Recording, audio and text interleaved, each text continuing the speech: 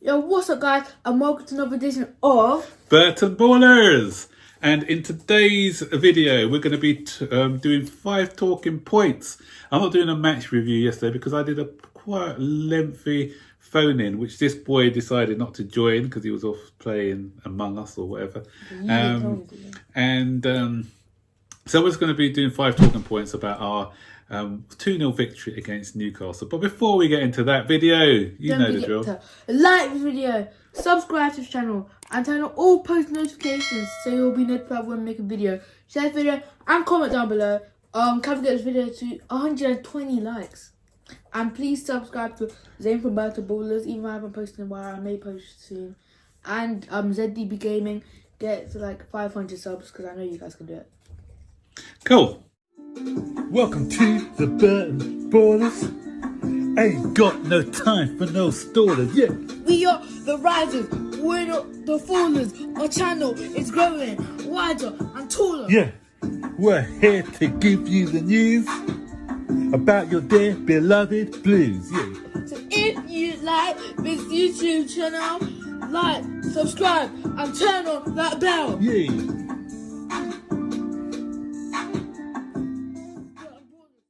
So, talking point 1, Zane, Newcastle curse. We've finally beaten that Newcastle curse. So, how many games in the last 7 times we've played Newcastle? Guess how many times we've beaten them prior to yesterday? Once. Really? Yep, once. Correct. Did you guess once? Yeah, so we've only beaten them once. So this game, we're going into yesterday's game. I wasn't confident. I predicted a 0-0 draw. Zane was a bit more confident. What's your prediction? 3-0. But what I did get right, I got the team selection right. Spot on, see? Just call me Frank. So, Frank. let's be frank about it. Anyway, so so there's so many things going against us. The fact that we have got such a poor record against Newcastle, the fact that we were playing at 12:30, and the fact that we just come out. This game came after an international break, so that's why I wasn't confident going into this. I should have been confident because the players are playing quite well, but you know, sometimes you've got these banana skins off a fixture. This was one that I saw. I just didn't think Chelsea would get the desired result. But you know what? We did it. There's nothing to be worried about, was there, Zane?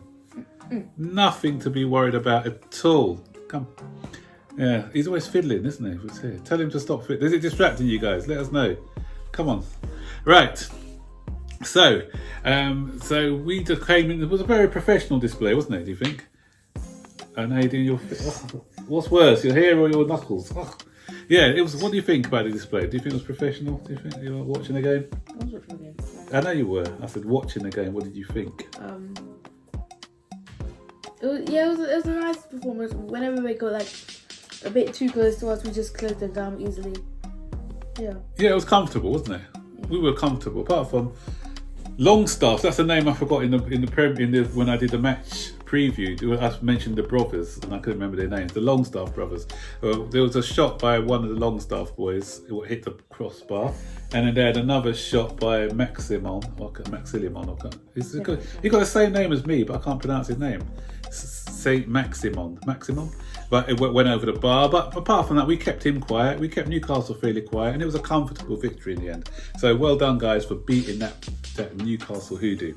Point 2. This leads me on to the point 2, Zane. Crowd advantage. Do you think the fact that there's no supporters in the crowd has given us the edge? Because just a little bit. Our players have given us like a lot of edge. Yeah, it does. But I think Newcastle is always not intimidating, but they get behind their team, don't they? So they're a very loud crowd usually, and I think their crowd would have driven them on, similar to what happened last season when they beat us 1-0.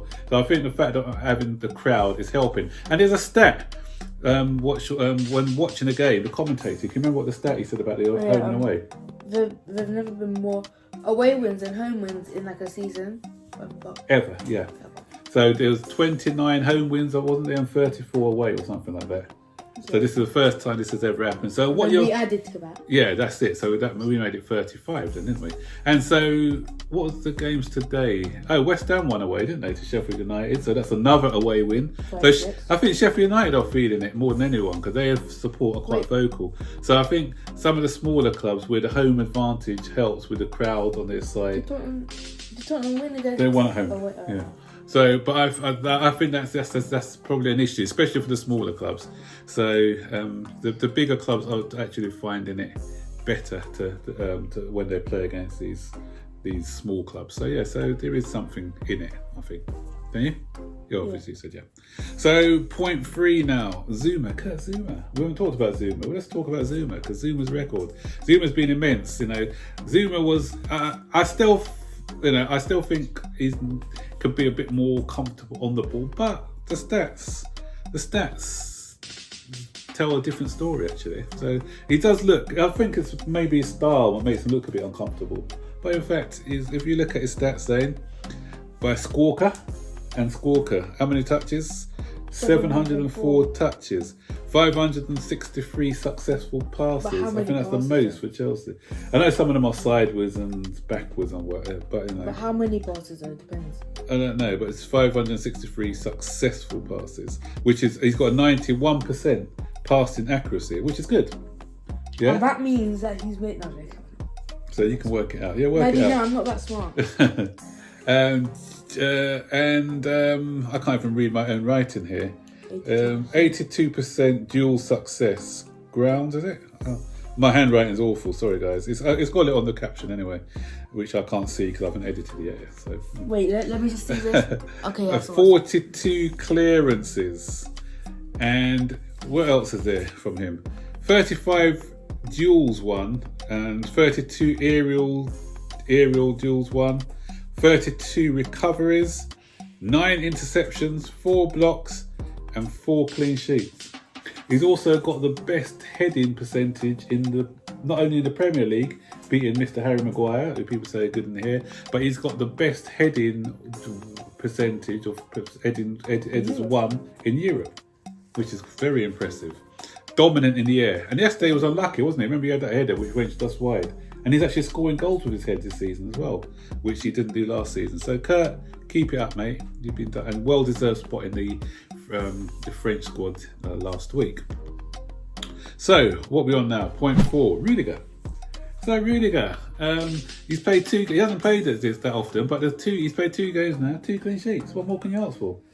Thoughtless. And it's all him, yeah. He was pretty good yesterday, wasn't he? He was decent. And what I liked about him as well, his long diagonal passes were pretty good, you know. There was only one. He's kind of weak though, sometimes, because he's skinny. So, he's not weak, but he's just like. He looks gangly, doesn't he?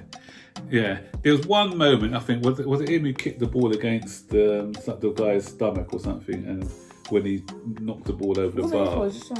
Yeah, but it was a poor clearance, I thought. But apart from that, I thought he was good. You know, so credit where credit's due, because I've been one of Rudiger's biggest critics in games gone by, but we can't fault him at all yesterday and the game he played in Europe. So he's probably going to be second choice after third choice centre back. So I think Zouma and Silva are the 2, and then it's him, and then Christensen, and poor old Tamori is way down the pecking order. Why? 5th spot. I don't know. I like Tamori. I don't know what's happening with him and Frank, but yeah, that's for another video, I think. But yeah, so well done, Rudiger. And finally, point 5, Tammy Abraham. Hard work. What hard work does for you, because Tammy Abraham, first 3 games, wasn't in the side, was he? Then he came into the team, and his performances, his attitude as well, because I think when he came on against West Bromwich Albion, he scored the equaliser, didn't he?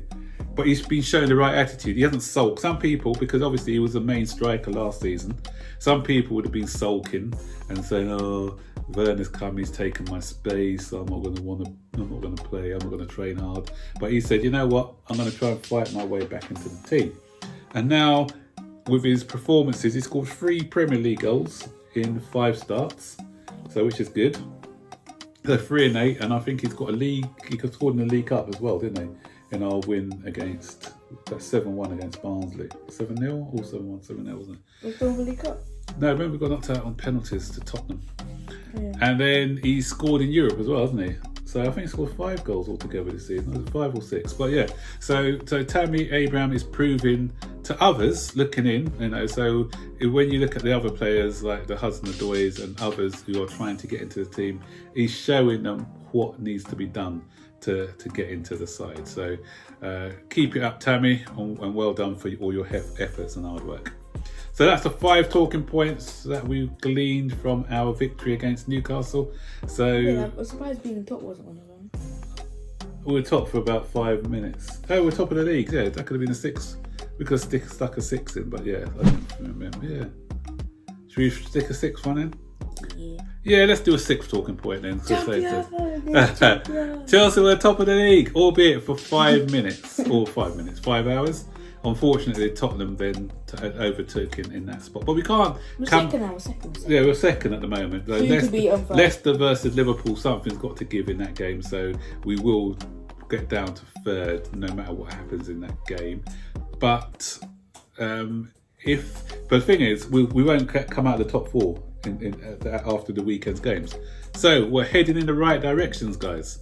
Onwards and upwards, up the Blues. We're still early because we can go 7th in one game. We can, yeah. It's a tight league, but I think we're gelling now. We're all coming together now, so I think. And half of them are just little. Yeah, big game against Tottenham. We beat Tottenham, then we overtake them anyway next week. So yeah, We're not going to beat Tottenham. Come on. We will. I'm not. We will. So anyway, guys, put your comments. Your turn now. Comment below. What do you think about our 5 talking points?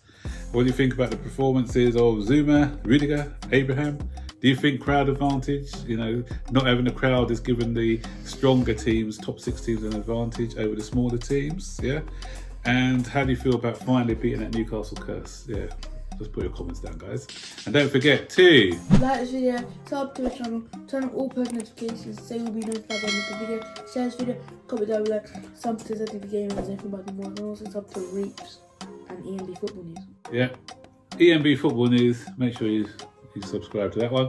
All right, take care, guys. Bye bye.